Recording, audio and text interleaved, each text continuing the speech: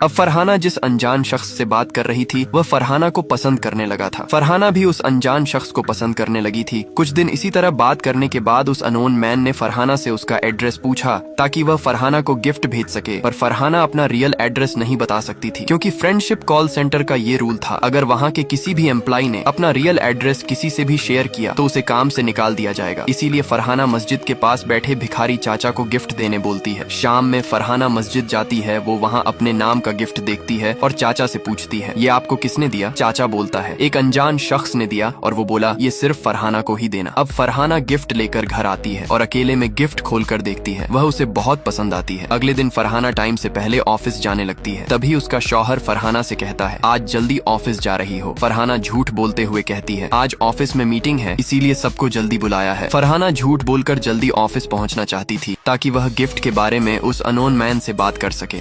अब फरहाना जो 2 नाव की सवारी करना चाह रही थी, जल्दी से तैयार होकर अपने शौहर से झूठ बोलकर ऑफिस फ्रेंडशिप कॉल सेंटर पहुंच जाती है और उस अनोन मैन के कॉल का इंतजार करती है जिसने उसे गिफ्ट भेजा था, जिसे देख फरहाना बहुत खुश हुई थी। फरहाना जल्दी ऑफिस तो आ गई थी पर उस अनोन मैन के कॉल का कोई अता पता ही नहीं था। ये देख फरहाना बहुत परेशान हो जाती है। फिर उस अनोन मैन के दिए गिफ्ट को बड़े गौर से निहारती है। ये देख फरहाना की सहेली जेली बोलती है, वाओ सो ब्यूटीफुल, किसने दिया ये? तुम्हारे सोहर ने। फरहाना ने जेली से कहा, नहीं यार, उस अनोन मैन ने। अब फरहाना उदास होकर घर चली जाती है। अगले दिन फरहाना ऑफिस जाते वक्त पेपर में कुछ ऐसा देखती है जिसे देख फरहाना डर जाती है। दरअसल पेपर में फरहाना के बारे में ही छपा था। फरहाना जो दूसरे मर्द के साथ बैटिंग करना चाह रही थी, पर फरहाना ने उस अननोन मैन के साथ जो भी बातचीत की थी उन सभी को पेपर में लिखा गया था। यहाँ तक कि जो गिफ्ट फरहाना को दिया था उसके बारे में भी पेपर में लिखा था। ये सब देख सोचकर फरहाना बहुत डर जाती है। ऑफिस पहुंचकर फरहाना ये सब सहेली मीना को दिखाती है। अब सहेली मीना फरहाना की बात सुनकर उसे पुलिस कंप्लेंट करने की सलाह देती है।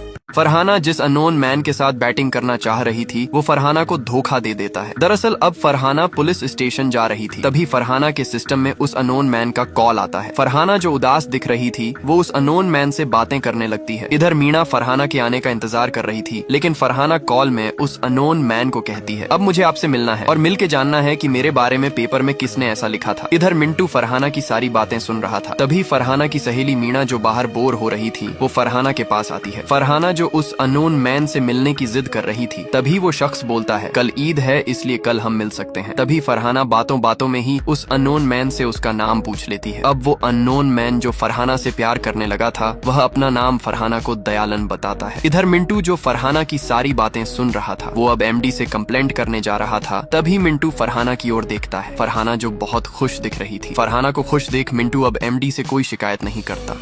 अब फरहाना दयालन के साथ मिलकर खेलना चाहती है 2020 का मैच, इसीलिए वो आज घर जल्दी जा रही थी। तभी सहेली सोफी फरहाना से कहती है, कल रमजान है इसीलिए कल तुम मुझे बिरयानी की पार्टी दोगी। इतना कह के सोफी अपने फ्रेंड के साथ पसीने बहाने चली जाती है। इधर फरहाना भी अपने उस अननोन मैन के साथ क्रिकेट खेलने के बारे में सोचकर खुश हो रही थी। तभी मिंटू जो फरहाना के कांड के बारे में सब कुछ जानता था वो फरहाना को ख्यालों में खोया देखता है। अब अगले दिन ईद का माहौल था। फरहाना सभी के लिए बिरयानी बना रही थी, खास करके उस अननोन मैन दयालन के लिए, जिसके साथ फरहाना आज गुलू गुलू करने वाली है। इधर दयालन भी फुल जोश में था। फरहाना बिरयानी बनाकर घर में सभी को खिलाती है। बिरयानी खा के सब फरहाना की खूब तारीफ करते हैं, पर फरहाना बार बार घड़ी को ही देख रही थी क्योंकि उसे दयालन से मिलने जाना था और वो लेट हो रही थी। कुछ देर बाद सभी ईद मनाने के लिए बाहर चले जाते हैं। अब फरहाना जो घर में अकेली थी वो जल्दी से बिरयानी पैक करके सज धज के दयालन से मिलने चली जाती है। इधर दयालन भी रेडी होने लगा था।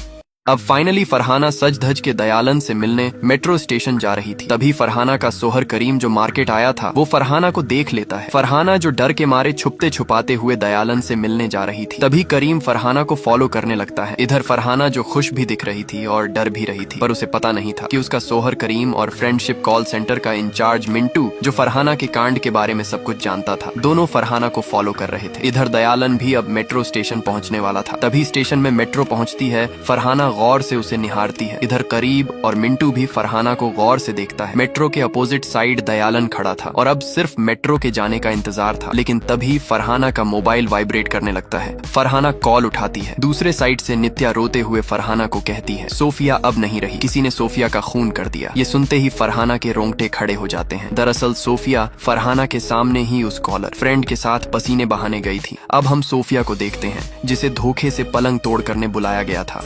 अब सोफिया जिस कॉलर फ्रेंड के साथ 61-62 करने आई थी वो सोफिया का काम तमाम कर देता है। दरअसल सोफिया भी फ्रेंडशिप कॉल सेंटर में ही काम करती थी और वो वहाँ की सबसे सुंदर लड़कियों में से एक थी। यही कारण था कि अगर कोई सोफिया को एक बार देख ले तो वो उसका दीवाना हो जाता था। सोफिया जिस कॉलर बॉय के साथ रात कांड करने गई थी वो सोफिया के साथ ग्रुप में पलंग तोड़ करना चाहता था, पर सोफिया ये करने से मना कर देती है। तभी उस कॉलर बॉय का फ्रेंड सोफिया के संतरे देख अपना कंट्रोल खो देता है और सोफिया के साथ जबरदस्ती करने लगता है और फिर हाथापाई में सोफिया का काम तमाम हो जाता है। इधर फरहाना जो दयालन से मिलने मेट्रो स्टेशन आई थी उसे नित्या कॉल करके कहती है, सोफिया अब हमारे बीच नहीं रही, किसी ने सोफिया का काम तमाम कर दिया। ये सुनते ही फरहाना के रोंगटे खड़े हो गए। दरअसल सोफिया जो थी वो फरहाना के सामने ही क्रिकेट खेलने उस कॉलर फ्रेंड के साथ गई थी। फरहाना जिसे सोफिया के बारे में जानकर 440 वॉट का झटका लगा था, वो अब दयालन से मिले बिना ही सोफिया के बारे में सोचकर रोते हुए घर वापस जाने लगती है। फरहाना जो दयालन से मिले बिना ही चली गई थी वो अब घर पहुंचती है। मोहल्ले वाले फरहाना को शक की नजर से देखते हैं। इंस्पेक्टर जो फरहाना के घर सोफिया के बारे में जांच पड़ताल करने आए थे वो फरहाना से सोफिया के बारे में पूछते हैं, पर फरहाना कुछ नहीं बोलती। अगले दिन फरहाना पोस्टमार्टम ऑफिस जाती है सोफिया के शव के पास। लाश देख सब खूब रोते हैं। अगले दिन नित्या कॉल करके फरहाना को ऑफिस आने के लिए कहती है, पर फरहाना ऑफिस जाने से मना कर देती है। तभी करीम फरहाना को समझा बुझा के ऑफिस फ्रेंडशिप कॉल सेंटर पहुंचा देता है। इधर फ्रेंडशिप कॉल सेंटर में हुए हादसे के बाद सभी एम्प्लॉइज को मीटिंग में समझाया जाता है कि वो कस्टमर से शारीरिक और भावनात्मक रूप से ना जुड़े, क्योंकि फ्रेंडशिप कॉल सेंटर का एक ही काम है और वो है अपने कस्टमर को शारीरिक और भावनात्मक सुख देना, वो भी कॉल के जरिए। इसे पर्सनली पूरा ना करें, नहीं तो आपके साथ भी ये हो सकता है जो सोफिया के साथ हुआ था, ऐसा मीटिंग में बताया जाता है। दयालन फरहाना को कॉल करके कहता है, कल तुम मुझे मिले बिना क्यों चली गई? अब फरहाना जो दयालन से बात करना नहीं